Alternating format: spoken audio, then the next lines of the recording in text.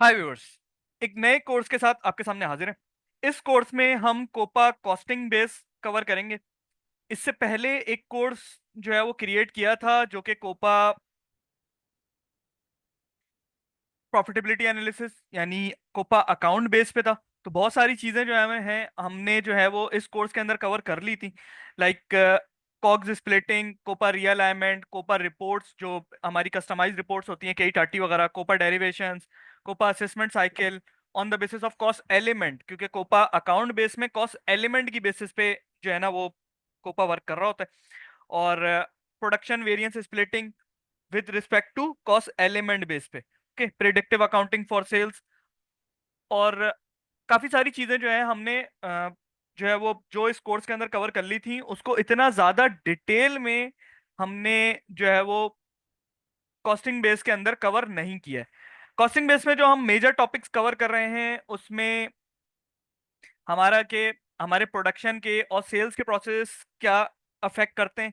इसके अलावा production variance की स्प्लिटिंग वैल्यू फील्ड के थ्रू, क्योंकि यहाँ पर कोपा में कोपा कॉस्टिंग बेस में हमारे वैल्यू फील्ड्स होते हैं, वो आगे हम बात करते हैं थोड़ा सा। ठीक है। कोपा रिपोर्ट्स, कस्टमाइज रिपोर्ट यहाँ पे भी हमने करी है क्योंकि यहाँ वैल्यू फील्ड की बेसिस पे रिपोर्ट्स थी तो वो रिपोर्ट कवर हुई है। कोपा प्लानिंग के ऊपर काम किया है। कोपा असेसमेंट साइकिल की बेस के ऊपर काम किया है क्योंकि यहाँ पर जो है वो थोड़ा सा चेंज होता है वैल्यू फील्ड की वजह से। FI2 कोपा पोस्टिंग और कुछ डेल्टा रिपोर्ट्स वगैरह के ऊपर हम ये कोर्स यानी कि हम आगे वो करेंगे। ओके।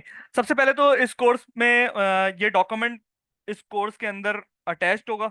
ओके।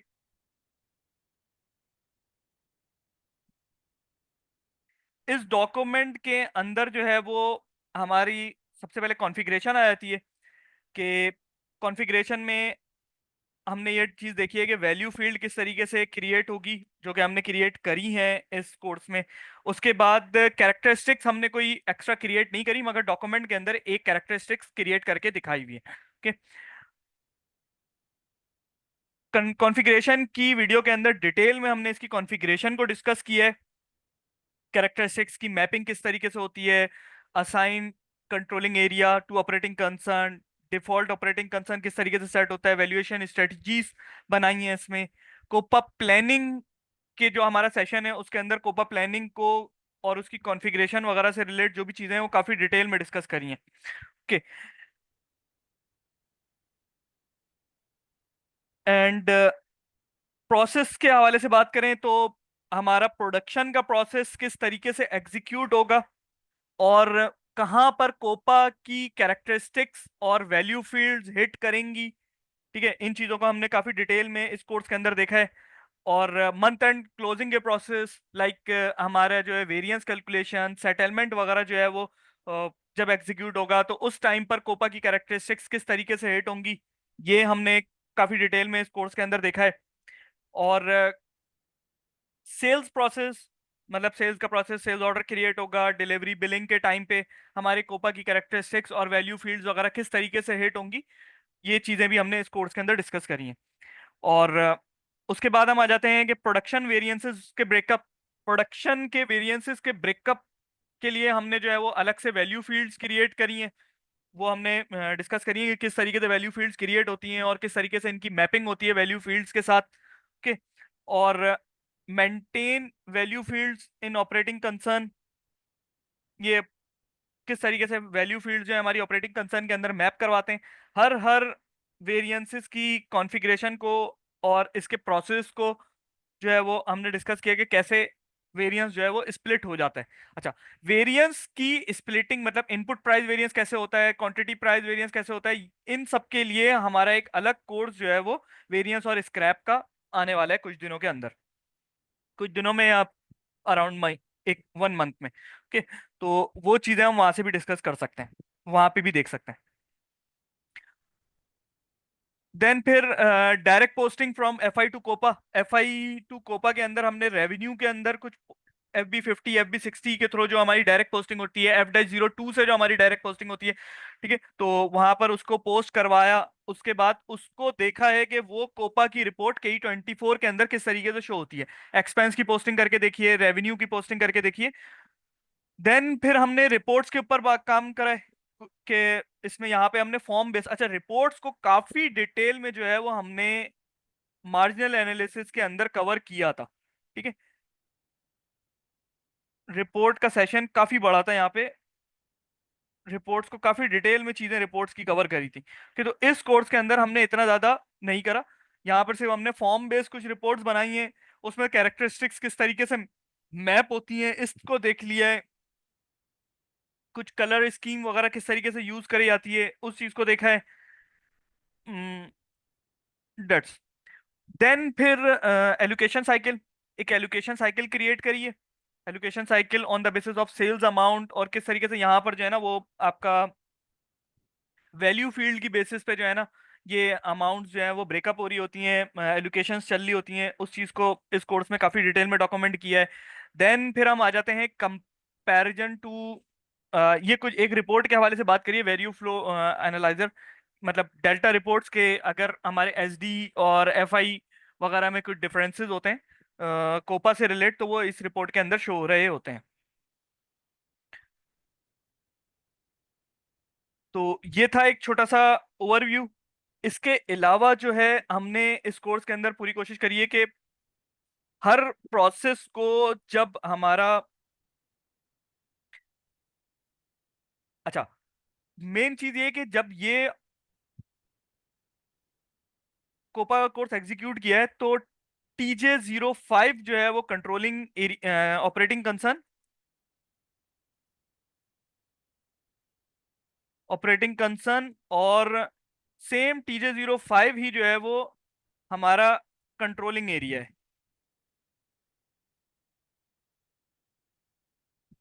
ओके, इस ऑपरेटिंग कंसर्न के ऊपर कोपा मार्जिनल एनालिसिस और कोपा अकाउंट बेस दोनों कॉन्फ़िगर है। ओके, तो मेन फायदा ये हुआ है कि जब ये प्रोसेस एग्जीक्यूट होता है, कोई सा भी प्रोसेस एग्जीक्यूट होता है, तो हमने कोशिश करें कि दोनों रिपोर्ट्स में उसको दिखा दें, दोनों रिपोर्ट्स में दिखाते हैं कि मतलब कोपा मार्जिनल एनालिसिस में वो किस तरीके से शो होता है, कोपा कॉस्टिंग बेस में वो किस तरीके से शो होता है, और किस किस टाइम पर कौन कौन सी एंट्रीज हिट करती हैं। सेम जिस तरह हमने कोपा मार्जिन एनालिसिस के कोर्स में एक काफी डिटेल में इस चीज को मॉनिटर किया था कि कौन कब कब कोपा की कैरेक्टरिस्टिक्स हिट करती हैं, सेम इसी तरह हमने इस कोर्स में भी यही करा है। और जो मेजर डिफरेंस है कोपा अकाउंट बेस यानी मार्जिनल एनालिसिस के और कोपा वैल्यू फील्ड की बेसिस पे जो कॉस्टिंग बेस कोपा है, उसको भी हमने एक अलग से चीजें यहाँ पर एक, मतलब हर वीडियो के साथ ही जो है ना जो जो एनालाइज किया वो हमने यहाँ पे डिस्कस किया है, और यहाँ पे लिख दिया था ताकि समरी की वीडियो के अंदर, मतलब इंट्रोडक्शन की वीडियो के अंदर इस चीज को हम डिस्कस कर लें। तो परचेज प्राइस डिफरेंस की हम बात करें, जब हमारा रॉ मटेरियल प्रिक्योर हो रहा होता है, रॉ मटेरियल प्रिक्योर हो रहा होता है, तो परचेज प्राइस डिफरेंस हमारा जनरेट अगर हुआ है, तो अकाउंट बेस्ड कोपा में ये उसी टाइम पर हमारे पास K24 की रिपोर्ट में वो डिफरेंस हमारे पास हाईलाइट हो जाते हैं। ओके, सेम इसी तरह कॉस्टिंग बेस्ड कोपा के अंदर भी सेम यही प्रोसेस है कि अगर हमारे रॉ मटेरियल की प्रिक्योरमेंट के टाइम पर कोई वेरिएंस जनरेट हो रहा है, तो वो वेरिएंस कॉस्टिंग बेस्ड कोपा की रिपोर्ट में भी हमारे पास शो हो रहे होते हैं, K24 के ऊपर लाइन आइटम हमारा शो होना शुरू हो जाएगा। देन फिर हम बात करेंगे CO11N और मीगो के GI एक्टिविटी कंफर्मेशन और GR के टाइम पर कोई कोपा की कैरेक्टरिस्टिक हिट नहीं होती, क्योंकि इस टाइम पर जो हमारा कॉस्ट ऑब्जेक्ट होता है वो यहाँ पे हमने लिखा हुआ है कि ये ऑर्डर होता है। ओके, सेम इसी तरह कॉस्टिंग बेस कोपा के अंदर भी जब हम ऑर्डर के ऊपर अपनी कॉस्ट एक्चुअलाइज करवा रहे होते हैं, तो उस टाइम पर कोई भी कैरेक्टरिस्टिक्स हिट नहीं होती कोपा की। देन पीजीआई के टाइम पे जो है वो हमने अकाउंट बेस्ड कोपा में देखा था कि पीजीआई के टाइम पे कोपा की कैरेक्टरिस्टिक्स हिट हो जाती हैं, मगर जब हम कॉस्टिंग बेस्ड कोपा के ऊपर बात करते हैं, तो कॉस्टिंग बेस्ड कोपा में कोई डॉक्यूमेंट क्रिएट नहीं होता, और K24 में sales line item other value field hit at the time. Okay, तो ये